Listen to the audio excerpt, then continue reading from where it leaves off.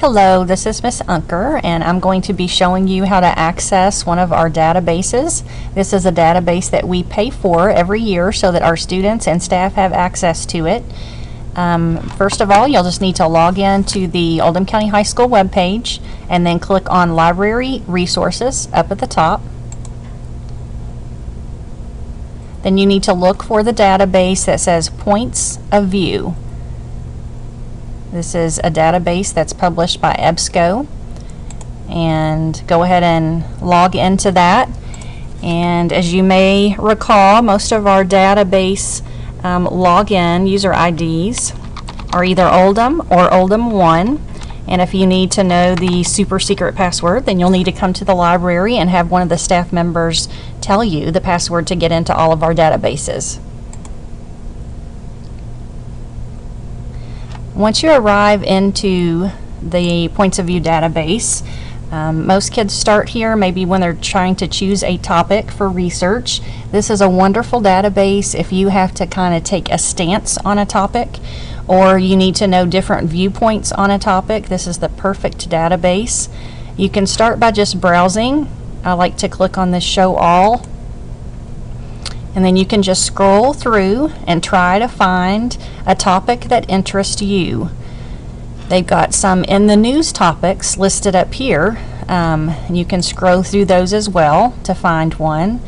I'm just going to look down the list and find one that I think I would like to learn more about.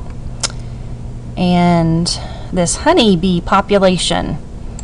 Going to click there. That's fascinating to me. We've got lots of our honeybees that seem to be disappearing, and what this database gives you is like a point and a counterpoint. But initially it gives you just an overview of the topic. So if you know nothing about the topic, you can come in here, look at the overview, read it all, see if it's something that interests you, and if it is, you can go ahead and click on the point. Now the point and the honeybee is there's a threat to the honeybee population. It's a world food production threat because the argument is that it takes honeybees to spread pollens, and if the honeybees are dying off, then that's a real problem. That's the point, and then you can come back and click on counterpoint, and here's the counterpoint. The honeybee colony collapse disorder is not a true crisis.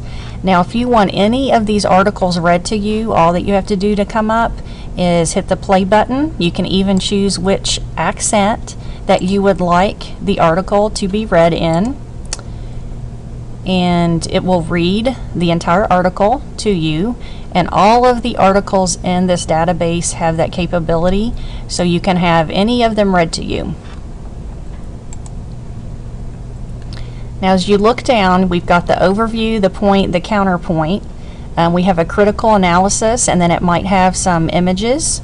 On the right hand side, you have the capability to add it to a folder, the document, to print it, to email it, to save it, to cite it, to create a note about it, put in a permanent link, or to share it with others. Now I'm going to show you the cite. If you click on cite, if you look, it gives you lots of different choices. It gives you APA format, Chicago, Turabian, Harvard, and of course MLA, which is what OCHS has adopted school-wide to be the type of citation format that we're going to use. So you can just simply highlight this and copy it and paste it into a Word document, and your citation is finished for that article.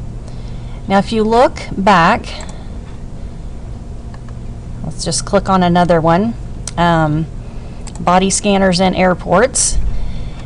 So it's going to have an overview, a point, and a counterpoint about this topic, and on the left hand side it will narrow things down to magazine articles, newspaper articles, radio and TV news transcripts, academic journals, or primary source documents. So if your teacher says, hey, you need to find a newspaper article about body scanners in airports, all that you have to do is check mark that one box and uncheck the rest, and there are 185 newspaper, over 2,000 newspaper articles about body scanners in airports, and you can choose the one that you would like to look at. And once again, you can have it read to you if you choose. So in a nutshell, that's Points of View database. Remember, that's the best database to use if you have to give a point of view, if you have to kind of write a stance, an argumentative paper. This is a great database to start with.